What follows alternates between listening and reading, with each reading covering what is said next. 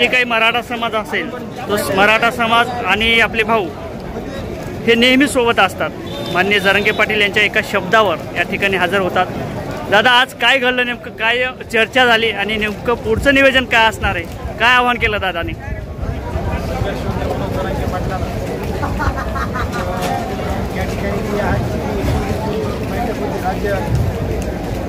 या बैठकीमध्ये समाधान पूर्ण ताकदीने एक तर सगळ्यात पहिल्यांदा दाखवून दिलेलं आहे की समाज हा संघटित आहे, समाज हा संघर्ष होते म्हणून जरांगे पाटलाच्या आणि स्वतःच्या मागणीच्या पाठीशी पूर्णपणे ताकदीने उभा आहे। हे आजच्या बैठकीमध्ये पहिल्यांदा मराठे 27 ऑगस्ट मुंबईला 29 ऑगस्ट मुंबईला पोहोचणार पुढे या ठिकाणी मनोजदादांनी स्पष्टपणे सांगितलेलं आहे की जे 288 आमदार आहेत प्रत्येकाला संघर्ष होते। मनोजदादांनी स्वतः पहिल्यांदा फोन केलेला आहे आणि प्रत्येकाला सांगितलं की समाजाची मागणी तुम्ही राज्याच्या प्रमुखाकडे मागा। राज्याचे 2 उपमुख्यमंत्री आहेत, राज्याचे प्रमुख मुख्यमंत्री आहेत, त्यांच्याकडे ही मागणी मांडा आणि या समाजाचे जे हाल होत आहेत 70 वर्षापासून याला कुठेतरी वंचित हा समाज राहिलेला आहे।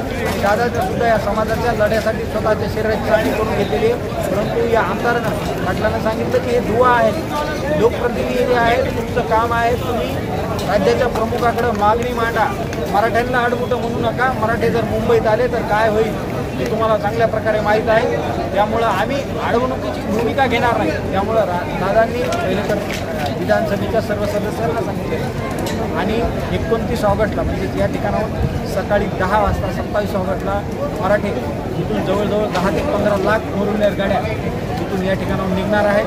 29 ऑगस्टला मराठे पूर्ण ताकदीनं मुंबईमध्ये पोहोचणार आहेत। एकंदरीत जर बघायचं झालं, जर परमिशन नाही दिली गेली, आपले मुख्यमंत्री साहेब जर परमिशन नाही दिली मुंबईत येण्याची, काय कटनीती असणार, काय ठरलं?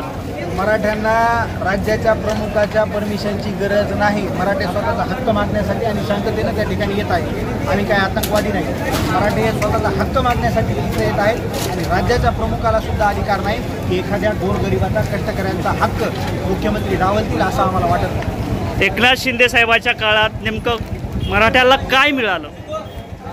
एकनाथ शिंदे साहेबांच्या काळात मराठ्यांना जे मिळालं ते मराठ्यांना भांडूनच मिळवलं आणि खरोखरच त्यांचं सुद्धा कौतुक आहे की त्यांना सुद्धा या समाजाला न्याय देण्याची भूमिका घेतली आणि समाज बघतोय प्रत्येकाच्या कार्यक्षमतेमध्ये किती फरक आहे हे समाज आपल्या उघड्या डोळ्याने पाहत आहे। समाजाला हे दिसत आहे कोणाची काम करण्याची पद्धत कशी आहे। समाजाची नाराजगी राज्याच्या प्रमुखानं स्वतःच्या अंगावर घेऊ नये। आणि आजच्या बैठकीत नेमकं काय ठरलं किंवा मराठा समाजाच्या पाठीमागे हा समाज माननीय जरांगे पाटील यांच्या पाठीमागे हा समाज कसा आहे आणि इथून पुढे कसा राहील?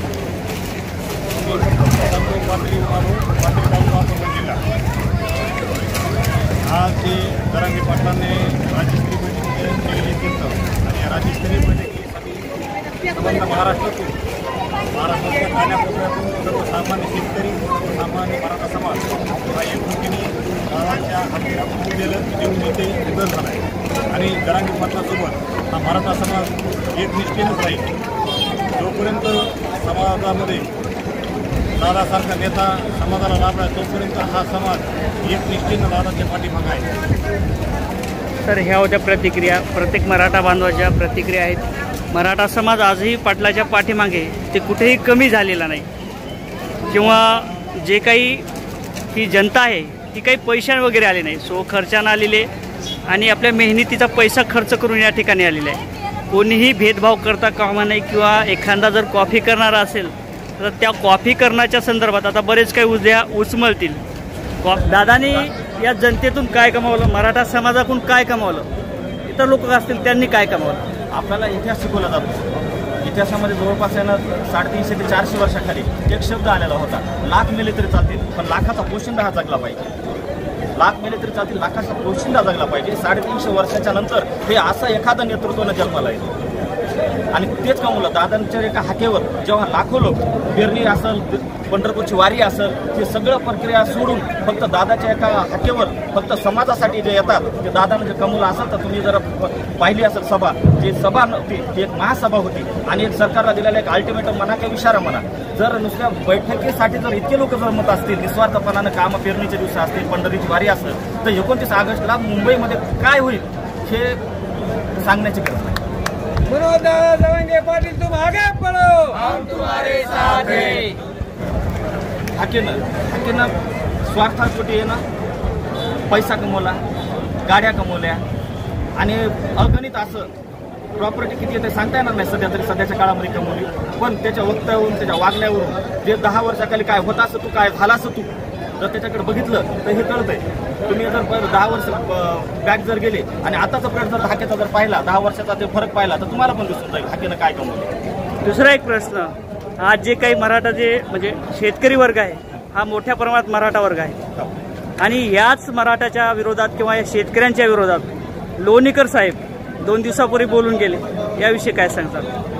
लोणीकर साहेबांना जर शेतकऱ्याचे पुत्र जर असले असते ते तर त्यांनी ते तोंडातून येणं शेतकऱ्याच्या प्रती अशी भावना कधीच आली नसती. जेव्हा आपली माय माऊली घरामध्ये असते आणि एखाद्याने कोणी फकीर एखादा साधू एखादा संन्यासी कोणी जरी काहीतरी मागायला येतो तर आपण तिथं मोजमाप करत नाही. शेतकऱ्याची बायको आहे घरी जाते, सुपामध्ये परातीमध्ये काय असं ते धान्य ते पोट्यामध्ये घेते आणि त्याला देते. ही शेतकऱ्याची दानत आहे. शेतकऱ्याला कोणी देऊ शकत नाही. शेतकरी लाखाचा पोशिंदा आहे. एका दाण्याच्या हजारो लाखो दाने करण्याची ताकद ते शेतकऱ्यावर आहे. आणि जर बबनराव लोणीकर सारखा जर मुजोर मंत्री आमदार जर म्हणत असेल आमच्या जीवावर येणं पैसे कमवले, आमच्या जीवावर येणे 6,000 डिलिव्हऱ्या झाल्या असतील, कोणाला कपडे घेतले असतील तर हाच त्याच्या बुद्धीची घेऊन येते.